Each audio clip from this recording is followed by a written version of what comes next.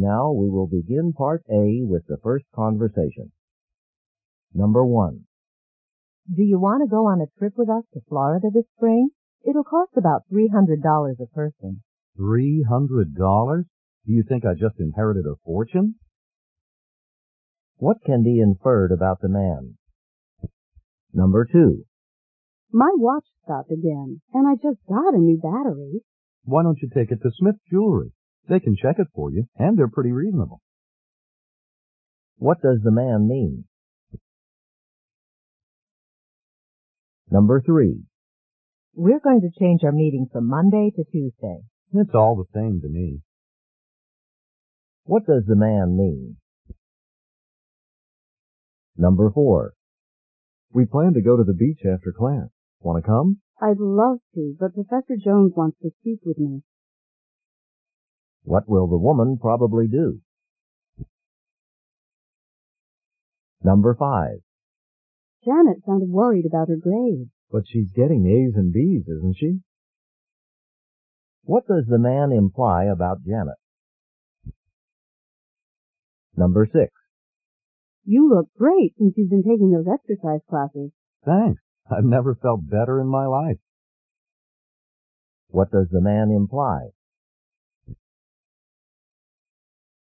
Number 7. I had a hard time getting through this novel. I know how you feel. Who can remember the names of 35 different characters? What does the woman imply? Number 8. That's a long line.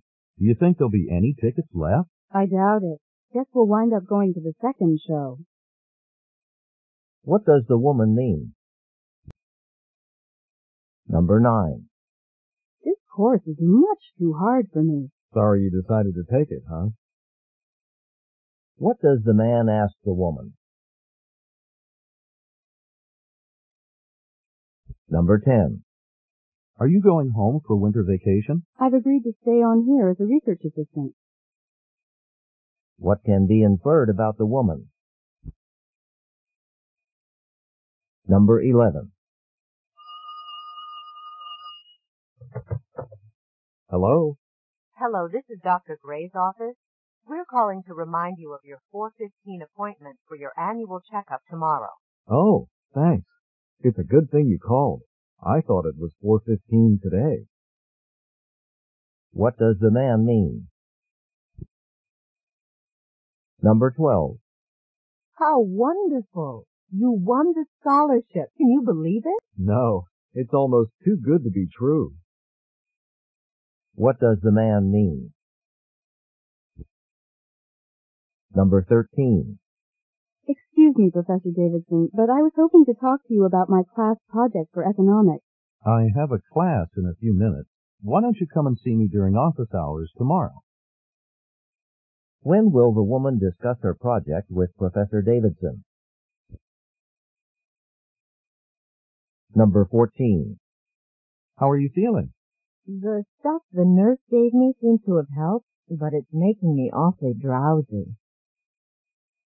What does the woman mean? Number 15. Bill Smith has volunteered to write a summary of the proposals we've agreed on. Will I have a chance to review it? What does the woman want to know? Number 16. Why don't you wear that yellow shirt that your sister gave you for your birthday? I love that shirt, but it's missing 2 buttons. What does the man mean? Number 17. How many classes do you have today? Just one, from 3 till 6. What does the man mean? Number 18. Our football team didn't play very well. That's true, but at least we won the game. What does the man mean? Number 19. This has been an unusually cool summer. Uh-huh. I actually had to get out my wool sweaters in August. What does the woman imply?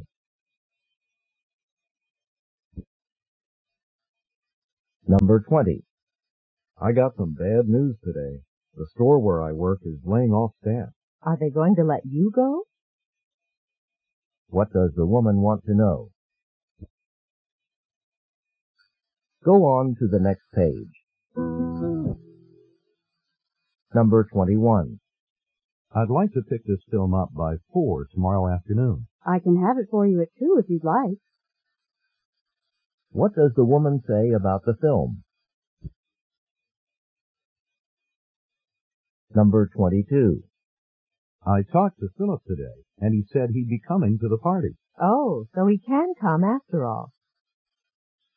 What can be inferred about Philip? Number 23. Gary insists on buying the food for the picnic. That's pretty generous, but shouldn't we at least offer to share the expense? What does the woman suggest they do? Number 24. How's the new job going? Well, I'm getting used to lots of new things, but I wish the supervisor would give me some feedback. What does the woman mean? Number 25. Did Linda ever finish that introductory chapter? I'm not sure. She spent hours on end rewriting it. What does the man imply about Linda? Number 26. The supermarket down the street is selling everything half price because they're going out of business. Sounds like an ideal time to stock up on coffee. What does the man mean? Number 27. Have you heard anything about the new professor? Just that she's no pushover. What does the man say about the professor? Number 28. I need to get a copy of my birth certificate. Sorry, but we can only accept requests by mail now. What does the woman mean? Number 29. When's the earliest flight from Washington to New York? There's a shuttle at 6, and if that's full, there's another at 7. What does the man mean? Number 30. How'd you like to help me plan the refreshments for the astronomy club meeting tomorrow night? Sure. Let's be careful not to overdo it, though. Last time we had enough for 3 clubs put together. What does the woman mean? This is the end of Part A. Now we will begin Part B with the first conversation. Questions 31 through 33. Listen to a conversation between 2 friends who meet on the street. David, can I give you a hand with one of those grocery bags? Sure, Nancy. Could you take this one, please?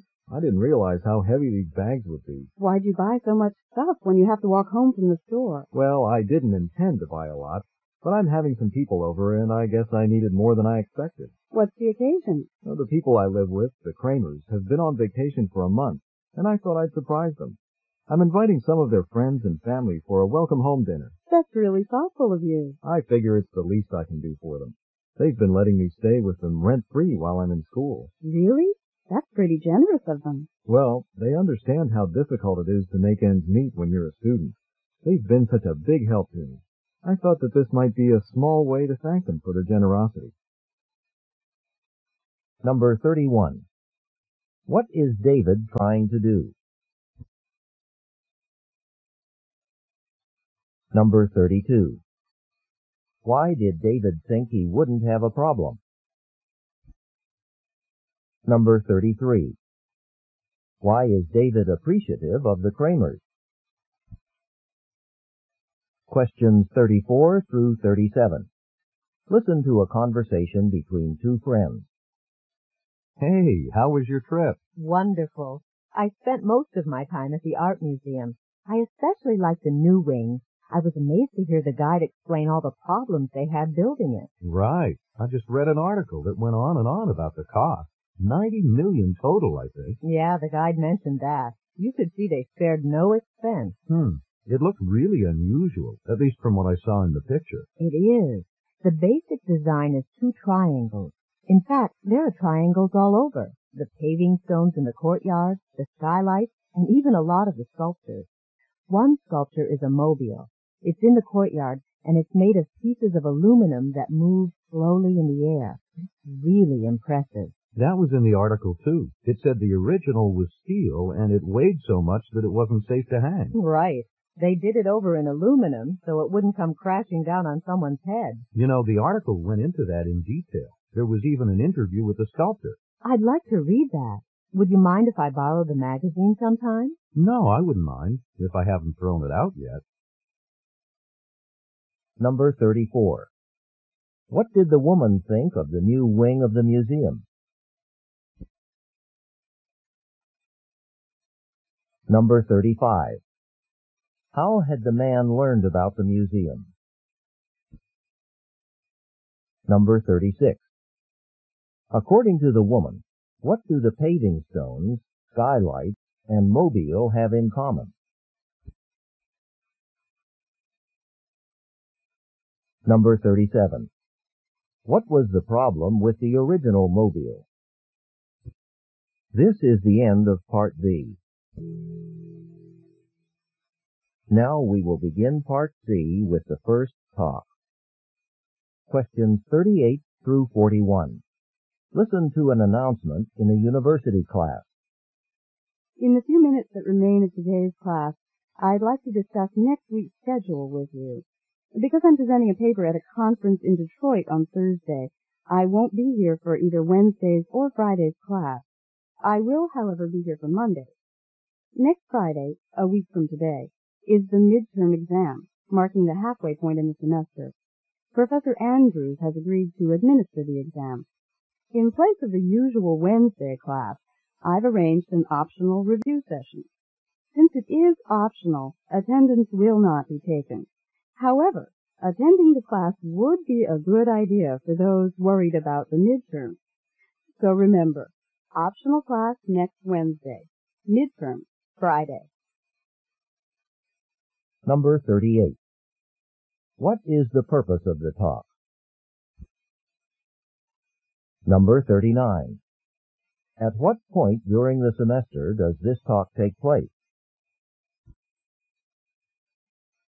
Number 40. What did Professor Andrews agree to do?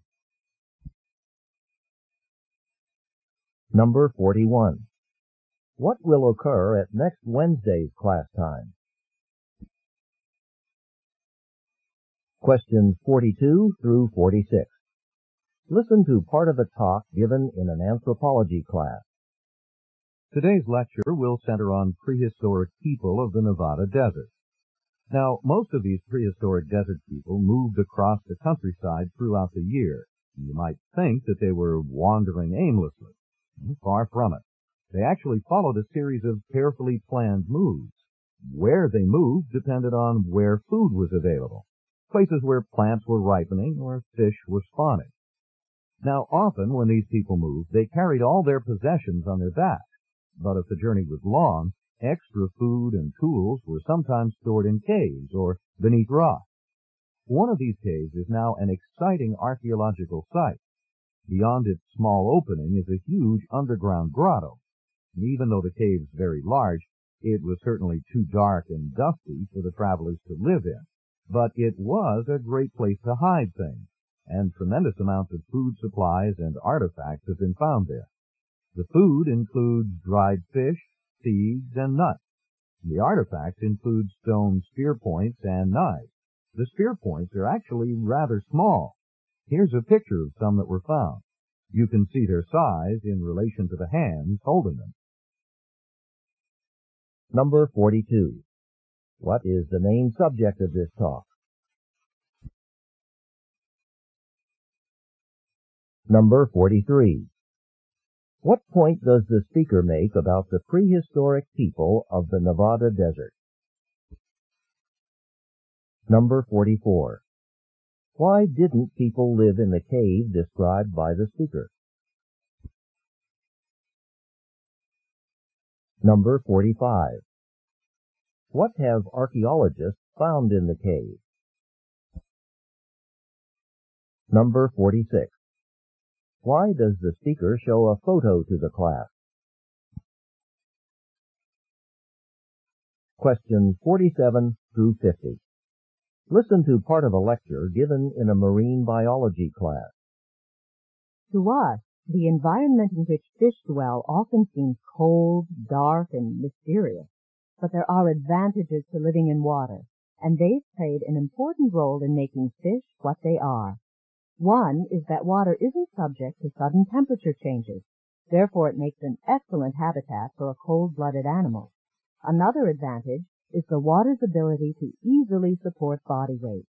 Protoplasm has approximately the same density as water, so a fish in water is almost weightless. This weightlessness in turn means two things. One, a fish can get along with a light weight and simple bone structure. And two, limitations to a fish's size are practically removed. Yet there is one basic difficulty to living in water, the fact that it's incompressible. For a fish to move through water, it must actually shove it aside. Most can do this by wiggling back and forth in snake-like motion. The fish pushes water aside by the forward motion of its head and with the curve of its body and its flexible tail.